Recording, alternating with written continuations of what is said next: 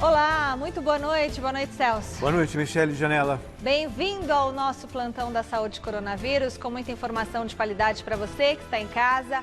Hoje nós vamos conversar ao vivo por Skype com Charles Tang, que é presidente da Câmara de Comércio e Indústria Brasil-China, sobre a compra de respiradores e as relações diplomáticas e comerciais entre o Brasil e a China. Celso. E na bancada do Plantão da Saúde receberemos Fernanda Marinho Mangione, que atua nos hospitais Beneficência Portuguesa, e Oswaldo Cruz. Com ela vamos falar dos riscos do novo coronavírus para pessoas cardíacas e hipertensas. E ainda nesta edição, moradores em situação de rua começaram a ser retirados da Cracolândia. E o drama de brasileiros e estrangeiros que não podem voltar para casa diante da pandemia do novo coronavírus. Antes, veja as dicas. Nós voltamos e vamos direto para o nosso telão da saúde ver como está a atualização dos casos do novo coronavírus no Brasil, no estado de São Paulo e na capital. Bom, no total são 15.927 casos confirmados pelo Ministério da Saúde, com 800 mortes no Brasil. A taxa de letalidade está em 5%. São mais de 2.210 casos e 133 mortes nas últimas 24 horas. No estado de São Paulo, que concentra o maior número de notificações da Covid-19, foram confirmados 6.708 casos e 428 mortes. Só hoje foram contabilizados 57 óbitos aqui em São Paulo. Na capital, são 4.947 registros da doença e 339 mortes. E o governador de São Paulo, João Dória, fez um apelo para que a população não viaje durante o feriado de Páscoa. Dória lembrou que todas as praias do litoral de São Paulo estão fechadas para evitar aglomerações e que o número de mortes no estado continua alto. O governador também fez críticas aos recentes ataques na internet a médicos, entre eles o chefe do Comitê contra a Covid-19, Davi Uip. Dória chamou os autores das publicações de milicianos virtuais e fez ainda 2 anúncios importantes que contemplam alunos carentes da rede estadual e os consumidores paulistanos. Veja na reportagem de Jonas Campos. Em coletiva ao lado de Dória, o secretário estadual da Saúde, José Henrique German, confirmou hoje que há sim subnotificação de casos leves de coronavírus no estado e que os pacientes que não permanecem hospitalizados não constam no balanço diário de casos divulgado pela secretaria. Aqueles pacientes que estão em casa, que não farão exames, acabam gerando uma subnotificação em todo o sistema, que ocorreu no mundo inteiro, pelas próprias características da doença, o Covid-19, onde 80% dos pacientes não se faz nada com eles, não existe tratamento, não é feito nenhum tratamento e nenhuma investigação. Ele pode passar ao médico, faz uma consulta e fica por isso mesmo. Então, não tem esta notificação. Na coletiva de hoje, João Dória fez um apelo para que a população não viaje para o litoral paulista no feriado da Páscoa. Ele lembrou que as praias estão interditadas para evitar aglomerações e a alta recorde de mortes no estado registrada ontem, 67 em 24 horas. Também hoje o governador voltou a parabenizar o ministro da Saúde, Luiz Henrique Mandetta, pelas ações firmes de combate ao novo coronavírus. E criticou os ataques feitos nas redes sociais a médicos e ao chefe do Comitê contra a Covid-19 no estado, Davi Uip, que teve a doença e está curado. Pelo Twitter, o presidente Jair Bolsonaro chegou a questionar se o médico usou cloroquina. Dória chamou os autores das publicações de milícias virtuais e disse que a prescrição da cloroquina ao paciente cabe ao médico. Por favor, respeitem os médicos, respeitem a medicina, respeitem os enfermeiros, respeitem aqueles que estão doando o seu conhecimento, a sua experiência, a sua vida, o seu trabalho, a sua dedicação, a ausência das suas casas, a ausência dos seus familiares, para ajudar as pessoas a manterem as suas vidas, a manterem as suas saúdes. Não faz o menor sentido atacar o ministro da Saúde, Luiz Henrique Mandetta, médico, competente, sério, dedicado, como também não faz o menor sentido atacar o Dr. Davi Uip, como foi atacado ontem à tarde pelas redes sociais, mais uma vez sob orientação do dito Gabinete do Ódio em Brasília. O governo prometeu ainda a liberação do pagamento de um auxílio para a alimentação em casa de 732 mil alunos carentes da rede estadual de ensino e anunciou a criação da Secretaria Estadual de Defesa do Consumidor, que vai atuar durante a pandemia. E a nova secretaria criada hoje pelo governo do estado promete ampliar as ações de fiscalização dos preços de produtos de grande procura durante a pandemia do novo coronavírus. Entre eles, botijão de gás, álcool em gel e os de gênero alimentício. Veja com Jonas Campos. 16 fornecedores de alimentos que, durante a pandemia do novo coronavírus, aumentaram o preço de itens que compõem a cesta básica foram notificados pela Fundação Procon de São Paulo nesta terça-feira. A denúncia partiu da Associação Paulista de Supermercados, que afirma que os preços do arroz, do feijão e do leite subiram nos últimos meses. Uma marca de feijão, inclusive, chegou a aumentar em 75% o preço do produto em menos de 2 meses. O Procon promete fiscalização rigorosa e garante querer saber os motivos caso fornecedores aumentem o preço desses produtos básicos. A Fundação afirma que, caso não haja justificativa para o aumento, esses fornecedores podem receber multa de até 10 milhões de reais. As empresas notificadas, além de terem 24 horas para prestar esclarecimentos, vão precisar apresentar as notas de vendas aos supermercados de janeiro a abril. É importante lembrar que a associação recomenda que os supermercados não aumentem a margem de lucro nesse momento crítico de combate ao novo coronavírus. E na semana em que o hospital de campanha para vítimas do novo coronavírus no estádio do Pacaembu foi inaugurado, pelo menos 29 pessoas estão internadas. E o repórter Osmar Garrafa está ao vivo e tem outras informações. Boa noite, Garrafa. Boa noite, Celso. Exatamente isso. Nós estamos aqui no estádio municipal Dr. Paulo Machado de Carvalho, Pacaembu. Serão 3 hospitais de campanha na cidade de São Paulo. Um em funcionamento, que é esse do Pacaembu, e mais 2, um no Ibirapuera, no Palácio das Convenções, e outro que começou a ser levantado ontem no Ibirapuera. Um no Palácio das Convenções do AMB e outro que começou a ser levantado ontem no Ibirapuera. O do Pacaembu, repito, é o único que está funcionando desde a última segunda-feira. São 200 leitos para atender pacientes em portas fechadas. Os pacientes são transferidos das unidades públicas de saúde aqui para o estádio do Pacaembu. É importante deixar bem claro isso, que não adianta você com algum sintoma comparecer aqui no hospital de campanha. São 200 leitos aqui no Pacaembu, 192 para baixa e média complexidade, 8 para estabilidades em terapia semi-intensiva. A atualização da Secretaria Municipal de Saúde hoje às 3 da tarde informou o seguinte: são 29 leitos neste momento sendo ocupados aqui no Hospital de Campanha do Pacaembu. 28 desses leitos estão sendo ocupados por pacientes de baixa e média complexidade. Um paciente está utilizando a ala do semi-intensivo e um paciente teve o quadro agravado. Aí, quando o quadro é agravado, ele sai daqui do hospital de campanha e vai para um hospital da rede pública. Esteve previsto para hoje a chegada de mais 15 novos pacientes. Inclusive, 2 desses pacientes chegaram há pouco. Questão de 5 minutos, intervalo de uma ambulância para outra. Foram 2 pacientes que chegaram há pouco aqui e a previsão é de que fique o Pacaembu até amanhã cedo com 44 pacientes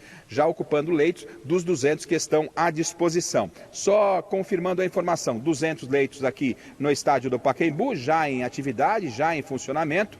O hospital de campanha do AMB, Palácio das Convenções, terá 1.800 leitos, né? E a previsão é de que a partir da próxima quarta-feira também já comece a trabalhar, assim como acontece aqui no estádio do Pacaembu. O do Ibirapuera começou a ser levantado ontem, nós mostramos aqui, inclusive ontem, o início da montagem deste hospital de campanha. A previsão é de que ele fique à disposição da população e dos pacientes com Covid-19, que necessitem de uma terapia semi-intensiva e até um leito de baixa e média complexidade a partir do próximo dia 1º de maio. Com os 3 hospitais já funcionando a partir do dia 1º de maio, a cidade de São Paulo, Celso, vai contar, em termos de hospital de campanha, com 2.240 leitos à disposição. É muito triste, Celso, a gente que esteve aqui para coberturas, muitas coberturas do futebol, hoje a gente está aqui nesse momento triste, observando a chegada de pacientes com a Covid-19. Sem dúvida, Garrafa. Muito obrigado pelas informações, Michele. E uma cena impressionante. Imagens inéditas feitas por pesquisadores da Fundação Oswaldo Cruz mostram o momento exato do novo coronavírus invadindo uma célula do corpo humano. Imagens feitas por microscópio mostram o momento exato em que o novo coronavírus ataca e infecta uma célula saudável do corpo humano. A imagem ampliada mostra várias partículas virais aderidas à membrana da célula. No detalhe, é possível ver o início do processo de infecção. E esta terceira imagem mostra várias partículas no interior da célula. O registro, inédito no Brasil, foi obtido durante estudo que investiga a replicação viral da Covid-19.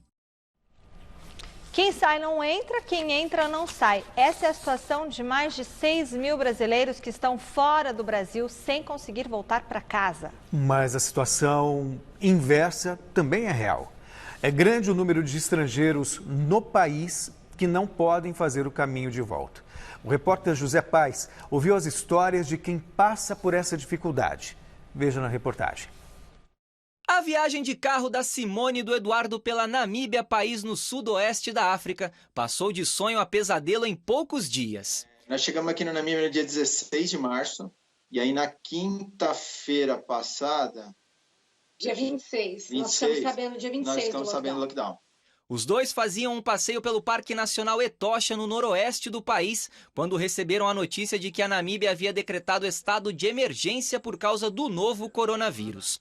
Por decisão do governo local, as fronteiras foram fechadas até o próximo dia 30 e o casal se viu preso numa kitnet alugada às pressas na capital Windhoek. A gente desceu em disparada, rodamos 600 km para entrar na cidade e ficar aqui mais perto do consulado, de aeroporto, de supermercados, né, e alguma outra necessidade hospitalar e tal.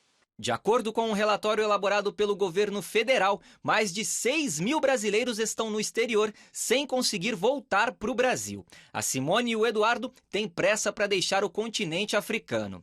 A viagem por lá chegaria ao fim na última sexta-feira. Numa mensagem enviada a eles por escrito, a Embaixada do Brasil na Namíbia disse que continua buscando uma resposta positiva para a questão. Um retorno para São Paulo via África do Sul chegou a ser cogitado, mas depende de um salvo-conduto para que o casal cruze a fronteira da Namíbia. Acontece que é tudo muito burocrático, então o consulado ele acabou se tornando um mero repassador de pedidos. Então, assim, eles são muito reativos. Eles não são proativos, eles não dão soluções. Eles ficam aguardando e se a gente fala alguma coisa, tudo bem, eles repassam as consultas e nesse momento nós estamos sem nenhuma perspectiva de sair daqui, essa é a verdade.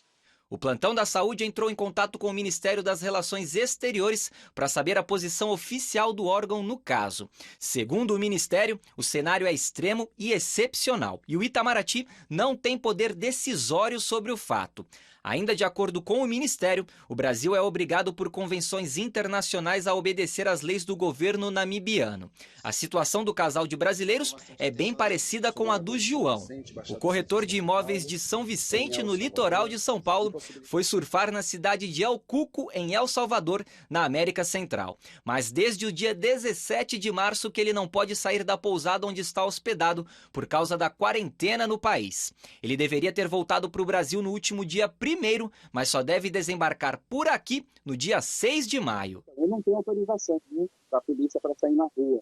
Quem faz isso é um caseiro da pousada, junto com uma menina que acaba cozinhando aqui pra gente, e são eles que vão fazer isso. Eu não tenho acesso a nada, eu não posso ir no centro, eu não posso sair ali na rua. A embaixada disse que não é possível nos abrigar na embaixada, tá? Eles falam que isso não procede, que é contra os procedimentos padrões. Enquanto vários brasileiros têm o sonho de conhecer o exterior, muitos estrangeiros têm vontade de conhecer o nosso Brasil. Só que a pandemia do novo coronavírus tem atrapalhado a vida de quem veio fazer turismo por aqui. O Isaac é mexicano e tinha tudo planejado para visitar o Rio de Janeiro e ser voluntário num projeto social aqui em São Paulo. Ele já deveria estar no México, mas não conseguiu um voo de volta para casa mesmo entrando em contato com a embaixada mexicana. Eu marquei ayer al consulado de aqui em Brasil, pero dicen que no saben nada de esa información. Entonces, como que no están pasando la información o no sé, y no hay una fecha en la que yo pueda regresar todavía pues a México. Depois de quase um mês no Brasil, o Isaac está sem dinheiro e só conseguiu um lugar para ficar, graças a uma vaquinha organizada pelos amigos no Facebook. Me fui obligado a dormir un poco en la terminal de buses de Tietê. Ahí fiqué unos días, el metro también. Publiqué en Facebook mi situación en un grupo que hay de mexicanos viviendo aquí en São Paulo. Y un chico que se llama Samuel, es mexicano y él me está haciendo favor de ficar en su casa. Voltar para casa tem sido tarefa quase impossível para quem está fora do país de origem. Enquanto não conseguem, a expectativa de todos é, pelo menos, de amparo legal dos governos. Eles só dão respostas protocolares. Eles nem ligam, não mandam mensagem para saber se a gente está precisando de alguma coisa, por exemplo. Somos só 2 aqui. Poderia perguntar se a saúde do Eduardo está boa, se a gente conseguiu algum remédio, se nós estamos precisando de alguma coisa. Nem que seja um apoio moral, entendeu? Nem isso está acontecendo. São só e-mails que a gente recebe. Que situação. Que é uma pena, né? Essas pessoas precisam de assistência e do auxílio do consulado. E a província de Wuhan, na China, comemorou hoje com um show de luzes o fim do isolamento severo que durou 77 dias para a alegria dos 11 milhões de moradores. E a repórter Sabrina Pires tem mais informações sobre a compra de equipamentos médicos vindo da China para ajudar na luta contra o novo coronavírus aqui no Brasil. Boa noite, Sabrina.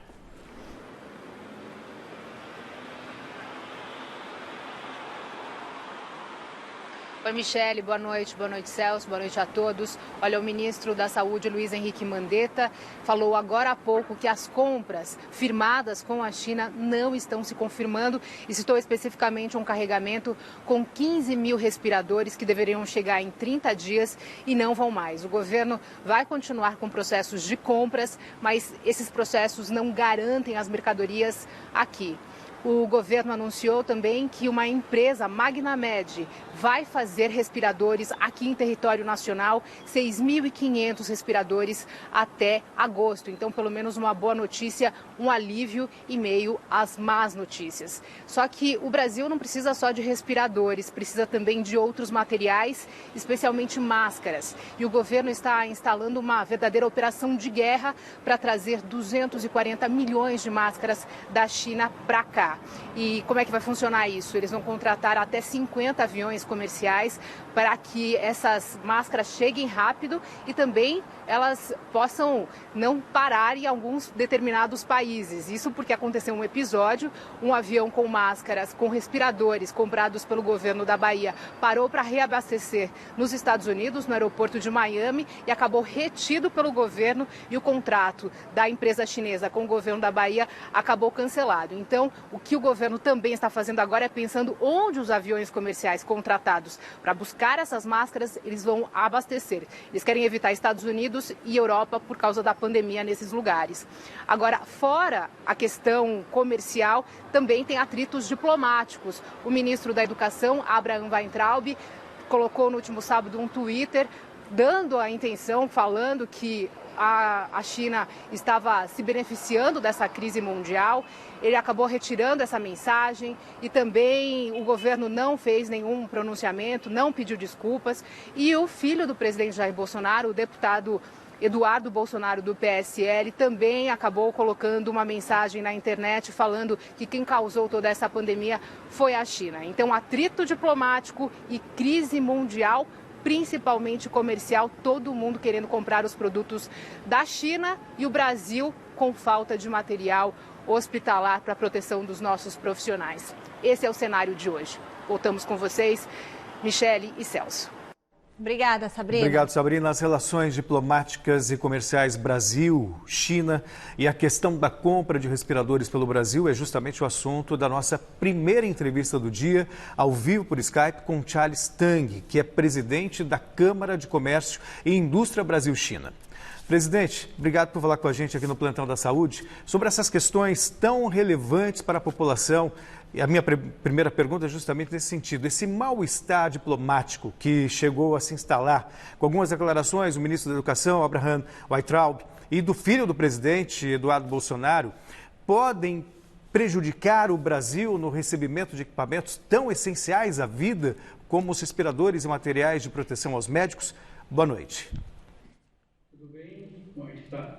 Olha, eu, como brasileiro por opção, eu acho que os brasileiros que amam o Brasil têm que defender os interesses nacionais do país. Nesse momento, que é uma guerra total contra um inimigo mortal de toda a humanidade, nós temos que trabalhar juntos uns com os outros, principalmente com a China, que detém a produção de quase 90% de todo o material necessário para combater o coronavírus. E que tem ajudado 82 países, não só com doação de material e respiradores, como também envio de pessoal médico com experiência no combate a coronavírus. O Brasil também é um maior exportador de grãos e carnes, proteínas animais para a China. Você vê que ano passado, por causa da guerra comercial entre Estados Unidos e o China, o Brasil lucrou demais, exportou quase 90% da sua safra de soja para a China e conseguiu comprar para o próprio consumo brasileiro soja com 25% de desconto americano e paraguaio, que logicamente incide a tarifa de produtos importados americanos na China.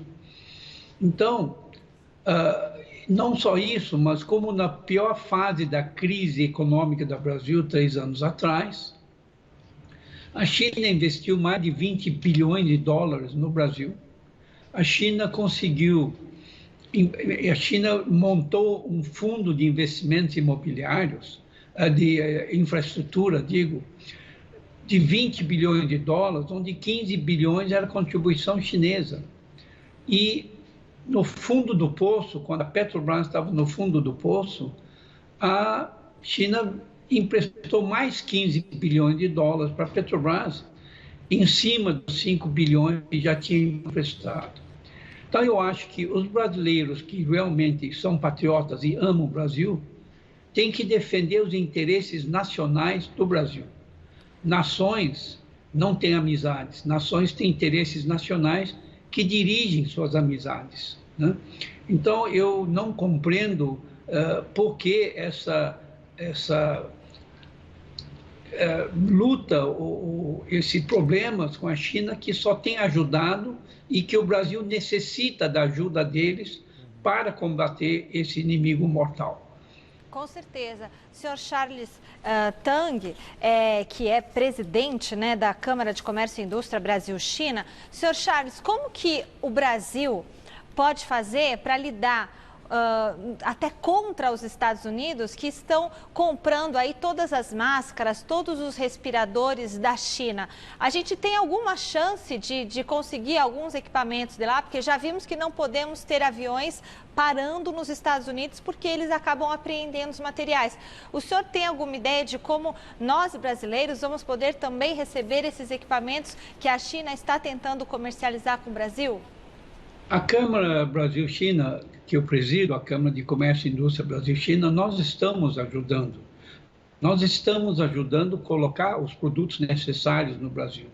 Nós estamos trabalhando através de nosso escritório na China, descobrindo as empresas mais sérias. Como sabe, a semana passada, o Ministério de Comércio da China baixou uma lista das empresas que podem exportar, para moralizar um pouco, porque todo mundo na China estava exportando tudo, tendo ou não tendo, né? Então, e nós estamos também trabalhando através de uma empresa muito grande, chinesa, que tem investimento bilionário no Brasil e, portanto, é uma empresa de solidez total e de toda, vamos dizer, seriedade, né? Então, nós estamos com a ajuda deles, conseguindo trazer os produtos para o Brasil. Logicamente, o mundo inteiro está lutando pela vida dos seus cidadãos, né? Então, cada país não quer salvar o seu povo. Então, é uma luta bastante forte. Então, eu acho que o Brasil tem que... hoje, as fábricas chinesas que não conseguem atender a demanda mundial requer, pelo menos, um grande sinal no pedido, né? E se não todo pago no pedido. Pelo menos 50% pago no pedido. E o resto, quando eles entregam o produto na China. Senhor Charles. Então, sim. Não, pode continuar, por favor, desculpa. E aí a gente tem empresas de logística que, logicamente, podem colocar, transportar esses produtos para o Brasil. A repórter Sabrina Pires informou há pouco que o ministro da Saúde, o Mandetta, ele informou que o Brasil desistiu da aquisição de 15 mil respiradores que havia já comprado da China. O senhor entende que essa desistência, essa dificuldade na confirmação desse negócio tem a ver com esse mal-estar criado do ponto de vista partidário, ideológico, ou o senhor entende de forma diferente? Olha, logicamente, a China, pelas notas do embaixador, do cônsul-geral da China no Rio de Janeiro, e etc., incomoda a China e incomoda os chineses, né? Agora, eu acho que se continuar esses ataques de brasileiros que não amam tanto o Brasil, não estou dizendo o nome de qualquer pessoa, mas, logicamente, não ajuda no relacionamento que é tão necessário principalmente para o Brasil, nesse momento que a China detém as possibilidades de ajudar o nosso país para salvar vidas brasileiras, né? E como a China também reduziu um pouco a compra dos grãos e proteínas animais do Brasil, em função da trégua que ela fez com os Estados Unidos, onde a China é obrigada a comprar 200 bilhões de produtos americanos, né? Então, não vai mais comprar 90% da safra brasileira. Agora, logicamente, a China tem a opção de comprar mais dos Estados Unidos e menos do Brasil, ou vice-versa, porque a economia brasileira e a chinesa são complementares, enquanto a economia americana com a brasileira são economias de competidores, né? Senhor Charles, hoje teve um show de luzes lá em Wuhan. Eles estavam comemorando o fim desse isolamento total da população e agora haverá um isolamento flexibilizado, né? Como que o senhor vê tudo isso? Como que o senhor vê esse momento de Wuhan? Olha, como conselheiro internacional do governo de Wuhan, logicamente eu tenho que celebrar, e como ser humano, solidariedade humana, todos nós temos que celebrar que a China conseguiu vencer uma etapa muito dura nessa luta e guerra contra o coronavírus, né? E a China conseguiu debelar em 4 meses esse inimigo mortal, porque ela basicamente falava com uma voz, né? E não tinha vozes dissidentes que achava que a China tinha que fazer outras coisas, né? Então, eu acho que o isolamento enérgico que foi praticado em Wuhan, e não só Wuhan, mas como a província, praticamente 60 milhões de pessoas, foi um êxito e tem que ser seguido conforme a Organização Mundial da Saúde, né? Muito obrigada, senhor Charles Tang, presidente da Câmara de Comércio e Indústria Brasil-China, falando aqui conosco sobre essa questão da compra de respiradores da China para o combate ao novo coronavírus e também sobre as relações comerciais entre chineses e brasileiros. Muito obrigada. Boa noite, senhor Charles. Muito obrigado. Boa noite. Obrigado.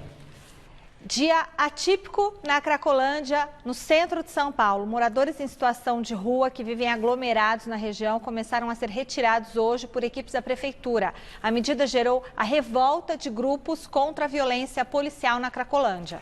Já a prefeitura confirma o fechamento da última unidade emergencial de atendimento que existia no local, mas diz que vai continuar prestando serviços. Veja na reportagem de José Paes.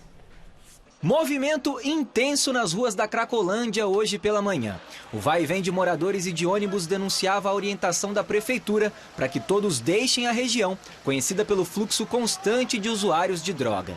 Mudança que não é bem vista pelo grupo Craco Resiste, que luta contra a violência policial na Cracolândia. A gente está falando aqui de um desmonte que tem muito menos a ver com o cuidado desses usuários e tem muito mais a ver com uma estratégia de gentrificação no território, que é mais que expulsar esse pessoal. Não é... Ninguém está falando sobre cuidado, ninguém está falando sobre como... vamos ver o que a gente pode fazer para melhorar a vida dessas pessoas. Não é sobre isso, é só tirar e relocar em outro lugar.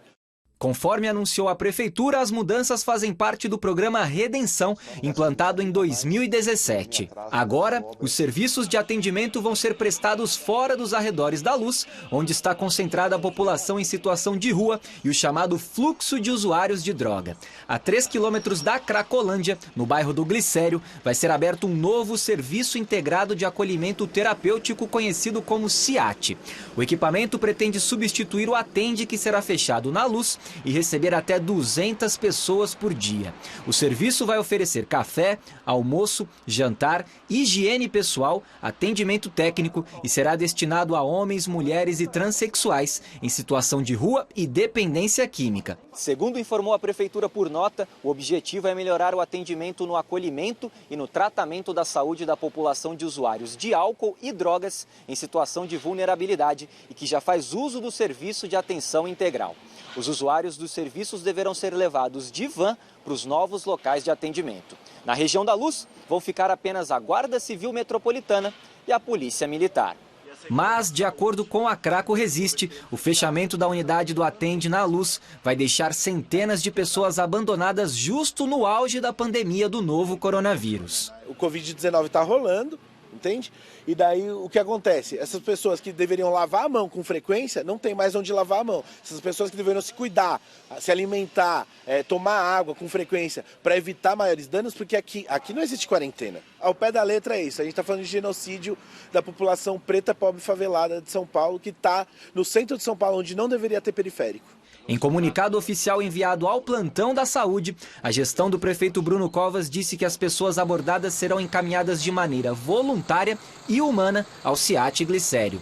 Ainda segundo a administração municipal, os usuários serão acompanhados por profissionais que vão respeitar a singularidade de cada caso. A nota diz também que os dependentes químicos que ficam na rua Elvésia, em situação de rua, terão atendimento prioritário no CIAT Glicério. Vamos à nossa segunda entrevista do dia. Recebemos aqui na bancada do Plantão da Saúde a médica cardiologista a doutora Fernanda Marinho Mangione, que atua nos hospitais Beneficência Portuguesa e Oswaldo Cruz. Com ela vamos falar dos riscos do novo coronavírus, especialmente para pessoas cardíacas e hipertensas. Doutora, boa noite, seja bem-vinda aqui ao nosso programa. Boa noite, doutora. Nós acabamos de ver na matéria do José Paes que é muito grande o número de moradores em situação de rua que usam drogas. Qual o impacto do novo coronavírus nessa população que já é fragilizada pelo vício? Então, o que a gente sabe é que qualquer população que não seja 100% saudável, ela é mais propensa a ter desfechos mais favoráveis, né? Inclusive, já houve uma morte de um adulto jovem, usuário de droga, que acaba ficando com o sistema imunológico mais debilitado e com maior dificuldade para combater o vírus, né? Por que exatamente os cardíacos e os diabéticos fazem parte desse grupo de risco? Isso é uma pergunta muito interessante. Essas doenças, elas causam por si só já uma atividade inflamatória mais aumentada no nosso organismo, né? Então, o vírus também causa uma inflamação. Então, a resposta imunológica, às vezes, é mais exacerbada nesses indivíduos que têm essas doenças prévias. E, além disso, essas doenças, elas agridem outros órgãos, né? Como o coração, o sistema vascular. Então, esses indivíduos, eles não têm uma resposta tão eficaz, né? Eles já têm órgãos mais debilitados, vamos dizer assim. Então, alguma agressão nova, essas doenças pré-existentes, elas tornam esse indivíduo mais suscetível. Nossa, doutora, então a Covid-19 por si só causa danos ao coração também do infectado? Sim, isso é um tema bastante discutido hoje em dia, né? Existem algumas formas de manifestação cardíaca do Covid, né? Da Covid-19, do vírus. Ele pode se manifestar diretamente agredindo o miocárdio, né, que é o músculo cardíaco, causando o que a gente chama de miocardite. Inclusive, nós temos visto casos que até pode simular um infarto do miocárdio. Aí a gente vai lá, faz o cateterismo desses pacientes, não tem obstrução das artérias do coração, e o que a gente vê é que existe um acometimento do músculo do coração, um enfraquecimento desse músculo cardíaco, e além disso, pode gerar, através dessa atividade inflamatória também, propiciar obstruções que estavam ali quietinhas, obstruções que não eram tão graves nas artérias do coração, e essas obstruções piorarem e gerarem inclusive infarto, e pode também gerar arritmia cardíaca. Então são 3 mecanismos. Ou seja, ele não age apenas no pulmão, então há considerações em relação ao coração e também aos rins. A propósito do tema, a gente tem visto, aliás, um verdadeiro conflito nas redes sociais sobre a cloroquina ou hidroxidocloroquina, e que ainda não tem nenhum estudo comprovado. E muitos que questionam o uso da cloroquina é justamente porque ela causa efeitos colaterais no coração. Qual é o seu posicionamento em relação a isso? Então, o que a gente sabe é que a cloroquina, ela tem um potencial arritmogênico maior, né? Então, pacientes que já têm uma propensão a terem arritmias, a cloroquina ela pode piorar isso. E são arritmias ventriculares, que a gente chama, que são arritmias malignas, né? Então, a minha orientação em relação a isso é que ninguém tome essas medicações por conta própria. Claro. A cloroquina, por si, ela não previne infecção pelo vírus, e ela tem que ser muito bem indicada no momento propício, sempre sob a supervisão de um especialista, um cardiologista, um infectologista, e ela é mais indicada em pacientes que estão internados. Então, não adianta ir na farmácia e comprar essa medicação. Você pode ter efeitos colaterais e, inclusive, morte, né? Por essas arritmias. Doutora, as pessoas que têm essas cardiopatias, né, esses problemas, que cuidados, eles têm que ter cuidados extras com a saúde em relação às outras pessoas? Sim, o cuidado extra, assim, que a gente recomenda é cuidar da cardiopatia de base, da hipertensão, tomar as medicações rigorosamente, não esquecer a medicação, dormir bem, se alimentar bem. E, mais do que qualquer outra população, eles têm que ter o isolamento social mais rigoroso e as medidas de higiene também mais rigorosas, porque a melhor forma de se prevenir é não pegar a doença, né? Sim. De prevenir contra a morte, enfim, essas complicações mais severas que a gente sabe que esses pacientes estão sujeitos. A propósito, esse vírus está gerando tanta novidade para a comunidade médica, científica, muito se falou que ataca os idosos, e de repente a gente está observando, vendo relatos de familiares, de pessoas jovens que estão sendo acometidas com a Covid-19 e algumas, inclusive, morrendo. Tem alguma explicação? É possível fazer um diagnóstico desse quadro no momento? Você diz, então... De acometer pessoas mais jovens, mais novas, e não necessariamente só as pessoas idosas ou com comorbidades. Então, o que a gente sabe é que a infecção, ela acontece em todas as faixas etárias, né? O que muda é a manifestação da doença em cada faixa etária e a gravidade da doença em cada faixa etária. O que a gente sabe é que os pacientes que têm mais idade, eles evoluem pior, né? Maior mortalidade, principalmente acima de 60 anos. E o que a gente sabe também é que os jovens que possuem comorbidades, eles também podem ter desfechos mais favoráveis, que as comorbidades mais frequentes nos jovens, às vezes, são os problemas pulmonares, como asma, bronquite. Então, eles não é que são menos acometidos, mas geralmente a manifestação, às vezes muitos nem manifestam muito bem a doença. Podem não ter febre, podem ter sintomas mais brandos, como apenas tosse. Então, não tem tanta relação dessa questão de infecção, mas a manifestação da doença. Você que está em casa pode participar, pode mandar pergunta para a gente pelo WhatsApp no número 11 99479 1633. Grave com o celular deitado, 11 99479 1633. Celso. Bom, doutora Fernanda, Você trabalha em 2 hospitais privados, mas a Beneficência Portuguesa faz também filantropia com o SUS. Correto. E um dos maiores temores dos especialistas em saúde é justamente o colapso da rede do sistema de saúde. Pelos números que a gente tem visto, pelo que você tem visto também no dia a dia dos hospitais, existem razões para a gente ficar otimista em relação ao combate do novo coronavírus ou ainda requer muito cuidado?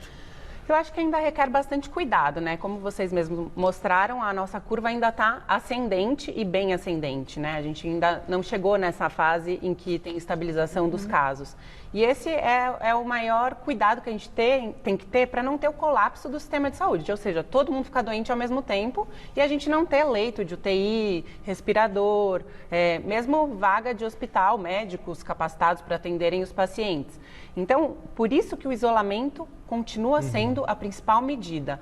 Não só para evitar que as pessoas peguem a doença, isso é óbvio que sim, mas o que a gente sabe é que muita gente vai pegar a doença inevitavelmente, mas o que a gente não quer é que todo mundo fique doente ao mesmo tempo. E o que a gente tem visto nos nossos hospitais... A ocupação hoje. Sim, as nossas UTIs estão cada dia mais cheias, né? E cada vez a maior proporção de pacientes com coronavírus, né? Infectados pelo coronavírus. E dados mostram que aproximadamente 30% desses pacientes eles precisam de terapia de substituição renal, ou seja, de hemodiálise. Então, a gente precisa, os pacientes de UTI, né, eu digo. Então, a gente precisa ter bastante cautela e evitar que todo mundo fique doente e precise do sistema de saúde ao mesmo tempo. Então, o isolamento social é muito importante. Ontem a gente conversou aqui com uma infectologista, a doutora Raquel Marrec, e ela falou que 25% ou 30%, não é isso, Vinícius? 25% dos médicos, das pessoas da área da saúde estão infectadas com o novo coronavírus. E como que você vê essa situação, né, dos médicos, vocês que estão ali na linha de frente, trabalhando, lutando contra isso, ajudando a população, vocês são os nossos heróis, mas ao mesmo tempo a gente vê dos nossos heróis sendo abatidos nessa guerra. Então, o que eu vejo muito no hospital é que tem muitos médicos que são do grupo de risco que estão se poupando, ficando em casa, evitando de trabalhar. Eu, por exemplo, parte da minha equipe é mais idosa, né? Tem mais de 60 anos, então essas pessoas a gente está priorizando ficar em casa e o que a gente vê é realmente isso. Nós, como estamos na linha de frente, a gente tem contato com a doença de uma forma mais próxima, a chance da infecção é muito maior, né, do que pessoas que estão em casa. Você tem exemplo de amigos, de colegas já contaminados, vítimas da doença? Sim, infelizmente, inclusive em mais de um dos hospitais que eu trabalho, tem várias histórias, né, casos de médicos infectados, inclusive em um dos hospitais, 2 mortes de médicos conhecidos, um relativamente próximo. Então, é mais um apelo, né, à população para ficar em casa, se cuidar, intensificar sempre as medidas de higiene, essa questão de usar as máscaras para sair para locais públicos, vamos dizer, quando vai no mercado, farmácia, o Ministério da Saúde tem recomendado, inclusive máscaras caseiras, máscaras de pano, se vocês entrarem no site, inclusive tem como fabricar, né, fazer essas máscaras. Então, acho que todo cuidado nesse momento é exigido. A gente vai voltar a conversar com ela. Até eu tenho notado, é perceptível isso, que o trânsito na cidade está maior, as pessoas estão saindo mais de casa. Então, tem até uma pergunta nesse sentido também em relação ao isolamento que é tão necessário nesse momento. Mais de 22 milhões de pessoas já se inscreveram no programa Auxílio Emergencial, que vai pagar R$ 600 aos trabalhadores informais prejudicados pelos impactos econômicos do novo coronavírus. A Dataprev, que é responsável pela base de dados sociais do país, já identificou mais de 10 milhões de brasileiros que têm direito aos benefícios. Microempreendedores e contribuintes individuais do INSS terão que baixar o aplicativo Caixa Auxílio Emergencial, lançado ontem pelo governo federal. Até agora, foram feitos mais de 115 milhões de acessos ao site do programa, que vai pagar R$ 600 em até 3 parcelas aos trabalhadores informais que tiverem a renda comprometida pela crise por causa do novo coronavírus. O telefone 111 foi colocado à disposição para esclarecer as dúvidas da população. Mais de 22 milhões de pessoas já se inscreveram no programa de auxílio emergencial, apelidado de Corona Voucher. E segundo o levantamento da Caixa Econômica Federal, cerca de 40% dos cadastrados não têm conta em banco, o que será feito sem custo. Conforme o calendário divulgado ontem pelo governo, os primeiros a receber serão as pessoas que já constam no cadastro único do governo federal, mas não recebem Bolsa Família e que têm conta na Caixa ou no Banco do Brasil. Lembrando que, para ter direito ao auxílio, os beneficiados terão que se enquadrar nas seguintes condições: ser maior de 18 anos, não ter emprego formal, não ser titular de benefício previdenciário ou ter seguro-desemprego e ainda ter renda familiar mensal individual de até meio salário mínimo ou renda familiar mensal total de até 3 salários. Pelo CPF, o próprio aplicativo irá identificar quem pode receber o auxílio. Bom, vamos falar agora do impacto do novo coronavírus no mundo do esporte com o nosso giro de notícias.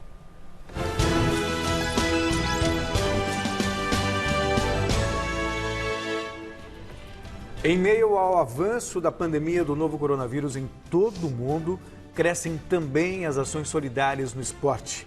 O clube francês Paris Saint-Germain anunciou nas redes sociais o lançamento de uma campanha para arrecadar fundos que serão destinados ao auxílio das pessoas mais afetadas pela pandemia.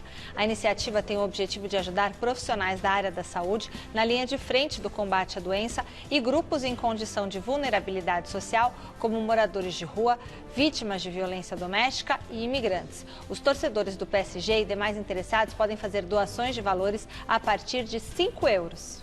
E os clubes pequenos vão buscando alternativas para contornar a queda do fluxo de caixa com a paralisação das competições. O Lokomotiv Leipzig, time da 4ª divisão do futebol alemão, colocou à venda ingressos para um jogo invisível. Quê? Isso mesmo, para um jogo invisível contra um adversário imaginário que vai acontecer no próximo dia 8 de maio. De acordo com a entrevista do porta-voz da equipe, a BBC, haverá transmissão ao vivo pela internet e os holofotes do estádio serão acesos. Outros detalhes do evento não foram divulgados. Mais de 113 mil ingressos ao valor de €1 cada já foram vendidos até o final desta tarde. Olha que legal se a moda pega, hein? A gente poderia fazer aqui no Brasil. Faz o time invisível contra o time imaginário e transmite. Muito bom. Olha, cada coisa vai ser... Que bom, pelo menos a gente tenta ajudar. Uma iniciativa. Claro. Olha, mas também tem gente dando mau exemplo. Sempre tem. O José Mourinho, técnico do Tottenham da Inglaterra, foi flagrado nesta terça comandando um treino com 3 jogadores do clube num parque no subúrbio de Londres, ignorando as recomendações de distanciamento social das autoridades britânicas. A diretoria da equipe repreendeu o treinador e também o zagueiro Davinson Sanchez, o lateral esquerdo Ryan Segson e o volante Tanguy Ndombele, que nome estranho que esse homem tem. Ndombele, que furaram a quarentena, não aguentavam mais ficar em casa. O Mourinho admitiu o erro, pediu desculpas e destacou que o isolamento é importante nesse momento para salvar vidas. Por que ele fez isso? Ainda mais na Inglaterra, que estão morrendo cerca de 800 pessoas por dia. O adiamento dos Jogos Olímpicos de Tóquio para 2021 provocou um efeito cascata no calendário esportivo mundial. A Federação Internacional de Atletismo anunciou as novas datas do Mundial da modalidade, que seria realizado no ano que vem. A competição foi remarcada para acontecer entre os dias 15 e 24 de julho de 2022, no Oregon, Estados Unidos. Infelizmente, cresce o número de vítimas com suspeita da Covid-19 relacionadas ao meio esportivo. A Universidade do Chile anunciou na noite desta terça o falecimento do pai do meia Montijo, ex-Santos e Cruzeiro. Walter Oscar Montijo, de 60 anos, foi internado no último sábado num hospital na Argentina com um grave quadro de insuficiência respiratória. Dias antes, o avô de Montijo, de 91 anos, também havia falecido com sintomas de infecção pelo novo coronavírus. A causa das mortes devem ser divulgadas nos próximos dias. Nossos pêsames aí aos familiares e aos amigos aí do Montijo. Você confere mais notícias, mais novidades do mundo do esporte no site gazetesportiva.com. Celso. Bom, e vamos voltar a conversar com a doutora Fernanda, que é neurologista, é verdade, dos Hospitais Beneficência Portuguesa e Oswaldo Cruz. Eu falava, antes da gente entrar com as notícias relacionadas ao mundo do esporte, sobre esse relaxamento nas orientações para ficar em casa. É perceptível nas ruas, o trânsito maior, as pessoas andando mais. O que você pensa a respeito disso?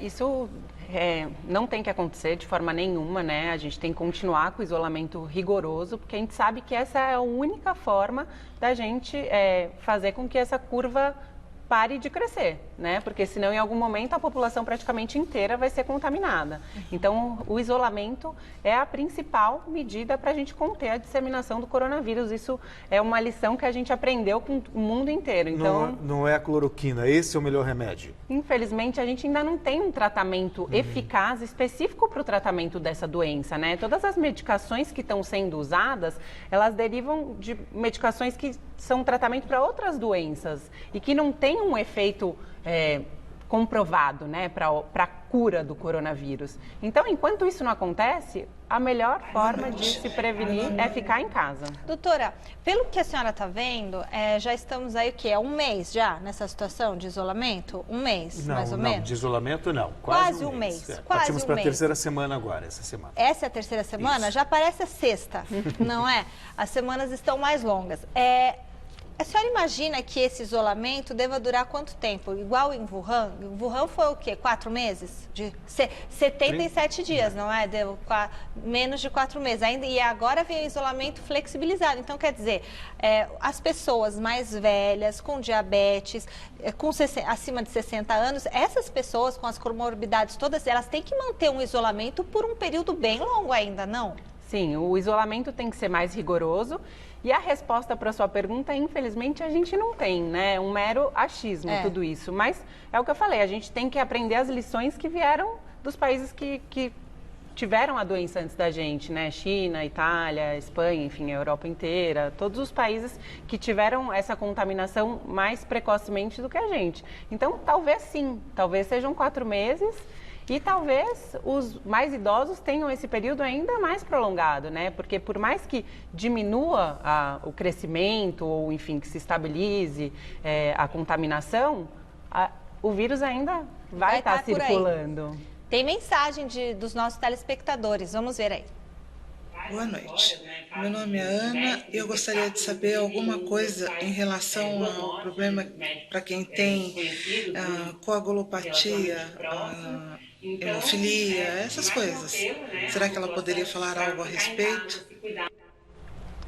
Doutora, sim, por favor. Ana, sua pergunta é excelente. O que a gente sabe é que o coronavírus, ele provoca alterações importantes no sistema de coagulação do nosso organismo, inclusive causando formação de trombos nos casos graves, um mecanismo que a gente fala de coagulação vascular disseminada. Então, os pacientes hemofílicos, eles são grupo de risco, sim, eles precisam se cuidar e ter esse isolamento mais restrito. Nós sabemos que muitos pacientes que estão em estado grave, eles têm alteração significativa da coagulação e que isso implica em desfechos desfavoráveis e aumento da taxa de mortalidade. Então, o maior cuidado é ficar em casa.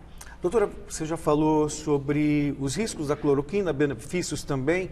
Eu vi estudos da Fiocruz também sobre remédios utilizados no combate ao HIV, no combate à Covid-19. O que você sabe a respeito? Acho que é o ritonavir e o azitonavir, uma coisa assim. Então, o que a gente sabe a respeito ainda é muito pouco, na verdade.